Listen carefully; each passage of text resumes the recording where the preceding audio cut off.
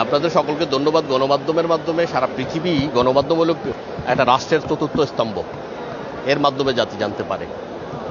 আজকে যে মামলাটা জাতির সামনে এসেছে সেই মামলাটা অত্যন্ত বাঙালি জাতির ইতিহাসে একটা চাঞ্চল্যকর মামলা। এটা গত 21শে জুলাই 2025 সালে যে একটা যুদ্ধ বিমান ভূপাতিত হয় মাইলস্টোন স্কুল অ্যান্ড কলেজে, উত্তরা দিয়াবাড়িতে। এখানে বাদীর সন্তান সহকারে ইনোসেন্ট কোমলমতি শিশু মারা গেছে 28 জন। এই শিশুরা ছিল নিরপরাধী, এরা রাষ্ট্রের ভবিষ্যৎ ছিল। মাইলস্টোনের মতো শিক্ষা প্রতিষ্ঠান থেকে এরা পড়াশোনা করে রাষ্ট্রের গুরুত্বপূর্ণ দায়িত্বে পালন করবে। এখানে বাদীর একটা সন্তান, 1 নম্বর সাক্ষীর 2টা সন্তান, তার জীবন আর কোনো ছেলে সন্তান হবে না, 2টা সন্তানই পৃথিবী থেকে চলে গেছে। 3 নম্বর সাক্ষী, তার একটা সন্তান। এই যে একটা 28টা শিশু পৃথিবী থেকে বিদায় হয়ে গেল, তখনকার যারা ক্ষমতায় ছিলেন তাদের ঘরে ডোর টু ডোর তাদের কাছে এরা ন্যায় বিচারের জন্য গিয়েছিল, বাদী এবং সাক্ষীরা।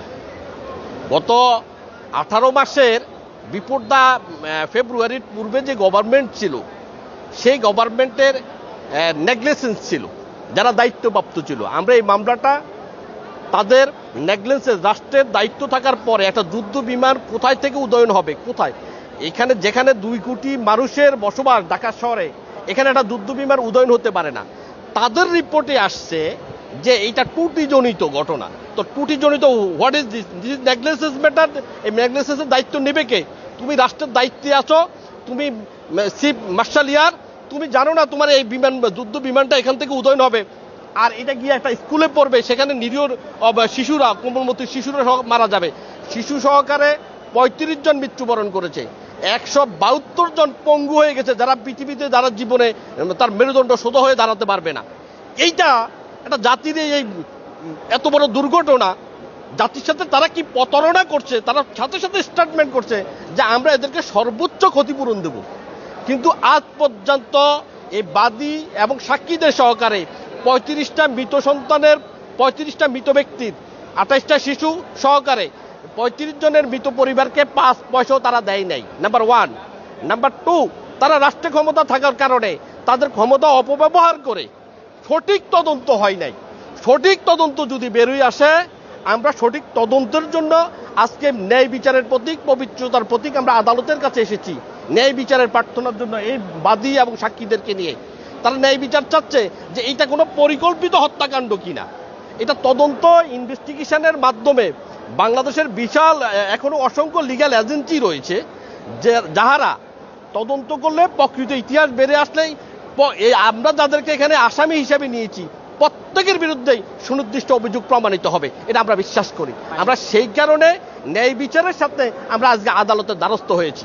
আসামির সংখ্যা, এখানে এয়ার মার্শাল যিনি চিফ বর্তমানে বিমান বাহিনীর, উনি আছেন।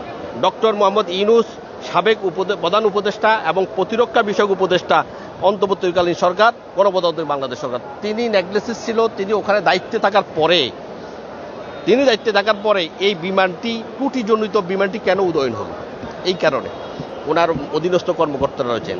এবং এই শিক্ষা প্রতিষ্ঠানের দায়িত্বপ্রাপ্ত উপদেষ্টা কর্নেল নুন নবী কর্নেল, তারপরে মোহাম্মদ জিয়াউল আলম ওই শিক্ষা প্রতিষ্ঠানের প্রিন্সিপাল, তার পরবর্তীতে মোহাম্মদ মাসুদ আলম ওই প্রতিষ্ঠানের প্রিন্সিপাল, রিফাত নবী স্কুল শাখার প্রিন্সিপাল, চেয়ারম্যান রাজধানী উন্নয়ন কর্তৃপক্ষ, তার নেগলিজেন্স এই প্রতিষ্ঠান ভবন নির্মাণের ত্রুটিছে, এটা রিপোর্টে আসছে, তদন্ত রিপোর্টে আসছে। ফিল্ড মার্শাল সুপারভাইজার যিনি উত্তরা দায়িত্বে আছেন ওই এলাকার, তাই সেই সিদ্দিক জুবায়ের শিক্ষা সচিব, শিক্ষা মন্ত্রণালয়ের অধীনে এই প্রতিষ্ঠানটি কিভাবে চললো অনৈতিকভাবে, সেই কারণে উনি আসেন। সচিব প্রতিরক্ষা মন্ত্রণালয়, যার আন্ডারে এই বিমান উদয়ন হয়, এবং তিনি জাতির সাথে একটা কমিটমেন্ট দিচ্ছেন যে এদেরকে আমরা সর্বোচ্চ ক্ষতিপূরণ দিব। তাকে 2টা সেকশনে নেওয়া হলো, 304 এবং 418-তে 2 সেকশনে তার বিরুদ্ধে লাই করবে। ডক্টর আসিফ নজরুল, সাবেক আইন উপদেষ্টা, তারপরে সিআর আব্রাহ, সাবেক শিক্ষা উপদেষ্টা, রাজওয়ানা হাসান, সাবেক পরিবেশ ও দুর্যোগ ব্যবস্থাপনা উপদেষ্টা, শফিক আলম, প্রেস সচিব, প্রতিরক্ষা মন্ত্রণালয়।